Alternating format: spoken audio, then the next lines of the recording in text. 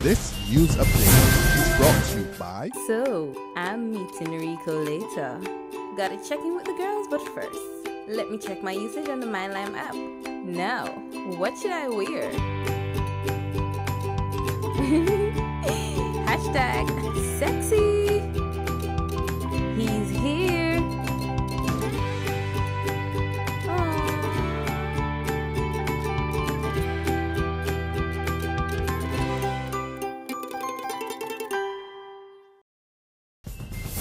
It's Friday, May 29th, and time for the Barbados Today morning update. A warm welcome to you. I'm Frenella Wedderburn.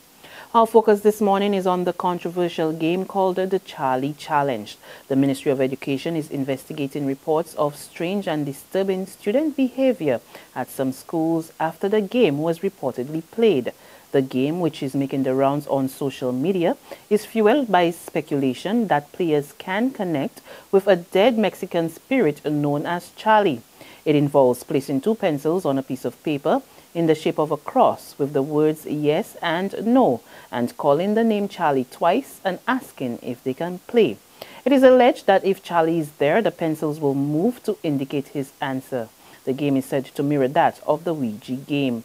Police, along with a number of religious leaders, was summoned to several schools yesterday, including the Lawrence T. Gay Memorial and the St. Leonard's Boys Secondary School, in light of concerns over what the impact about what has been described as a demonic craze is having on the nation's children.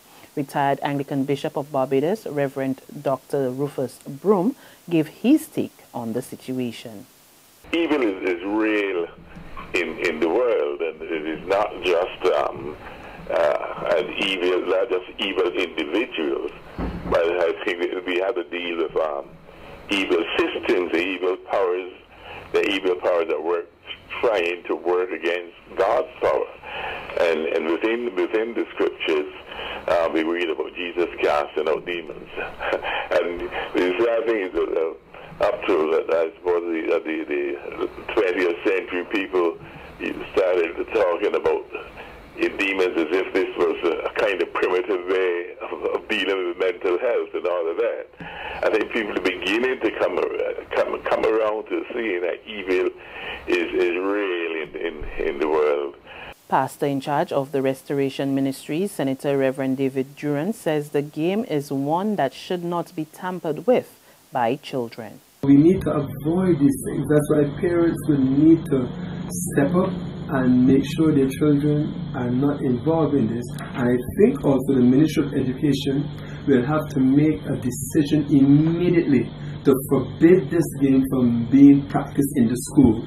Head of the Pentecostal Assemblies of the West Indies, Bishop Jerry Seal, has also called on all churches across the island to designate Monday as a day for fasting and prayer on behalf of the young people of this nation. In other news, investigations are continuing into the stabbing of a police officer late last night. The officer, who was said to be in critical condition, had to be rushed to surgery at the Queen Elizabeth Hospital after he was stabbed in his upper body. And we'll have more details on that incident in our next newscast. If a country is bankrupt, how can we continue to provide freeness all around? That's a question retired professor of medicine and former dean of the Faculty of Medical Sciences at the University of the West Indies Caval campus, Sir Henry Fraser, believes Barbadians seriously need to ponder in the face of the ongoing debate on whether they should be made to pay for health care and education services. If a country is bankrupt, how can we continue to provide freeness all around? The same thing applies to healthcare. Our healthcare has to be rethought and revamped. You've got to pay for it one way or the other. And we're not having that discussion. So there needs to be a great deal more public discussion, which the university tried to set in train with the Barbados Museum in the recent lecture series on the development of healthcare in Barbados. The university and the museum had that lecture series, and I do not know whether the discussion that was held at the very end of the series will lead anywhere.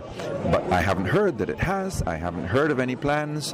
I certainly haven't been invited to get involved in these discussions, but healthcare needs to be discussed. The Cropover Festival is one that Barbadians should be proud of. That's according to Culture Minister Stephen Lashley, who is calling for more work to be done to bring the Cropover feel to the island. And Minister Lashley believes that work must first begin at the island's port of entries for this to be achieved. One of my disappointments have been that, you enter Barbados during Cropover and you don't get the feel.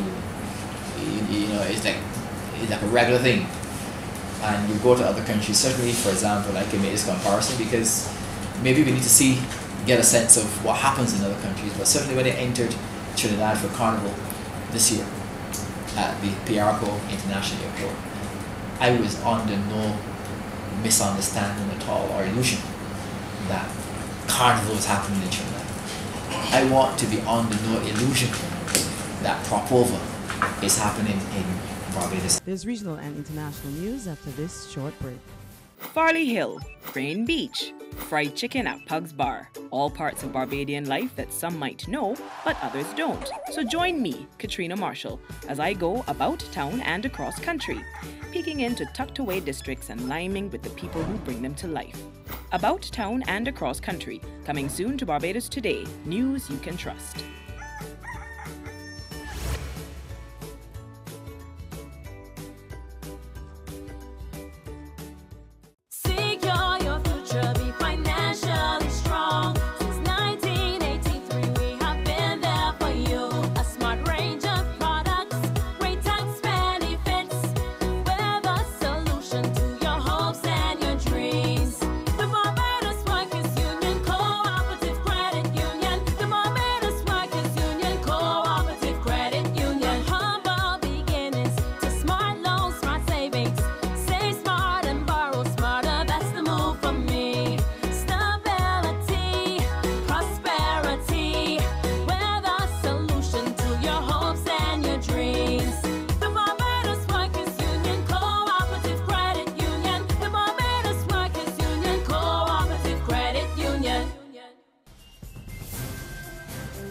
In sports, it's D-Day at the FIFA headquarters in Zurich. 209 member associations of the world governing football body are voting to elect a new president with the unfolding corruption scandal hanging over it. 39-year-old Jordanian Prince Ali bin Al Hassan is standing against 79-year-old Swiss Sepp Blatter, who has been president since 1998. Meantime, Cayman Islands national Jeffrey Webb has been suspended as CONCACAF president. Webb was one of those arrested in Switzerland over allegations of corruption in football's world governing body, FIFA. He is accused of seeking millions of dollars in bribes related to television deals. To regional happenings now, the Cayman Islands opposition leader, Makiva Bush, is calling on the House Speaker to take the necessary measures to address what he described as wanton disregard in the Legislative Assembly. It all stems from the social media circulation of this picture of Mr. Bush taken during LA proceedings. The former premier says the photo is doctored and it is breach of parliamentary privilege for the picture to be snapped in the first place. I never bother with such things as these sort of Facebook and social media stuff. I have no time for it. But this photo matter is inexcusable. It is a deliberate attack on my character, which has been carried out by members of the opposite party with involvement of other people. And finally, residents in several Texas towns are being urged to evacuate their homes, even as officials warn them to brace for more rains. The appeal comes as recovery efforts for missing people continue across Texas and Oklahoma, where the death toll from deadly storms has risen to 21. Forecasters have said that more heavy rains are expected over the next few days, heating areas up with more than 3 inches of rain. And that's our morning updates, but you can join us again this afternoon. Until then, remember to log on to www.barbadostoday.bb, subscribe to our e-paper, our email updates, and like us on Facebook. You can also catch us on Izumi Media in bus terminals and screenplay at supermarkets and gas stations near you. We're also on Channel 101 online TV and Mix 96.9 FM. I'm Fernella Wedderburn. Do have a safe and wonderful day. This news update is brought to you by... So, I'm meeting Rico later. Gotta check in with the girls, but first, let me check my usage on the MindLime app. Now, what should I wear?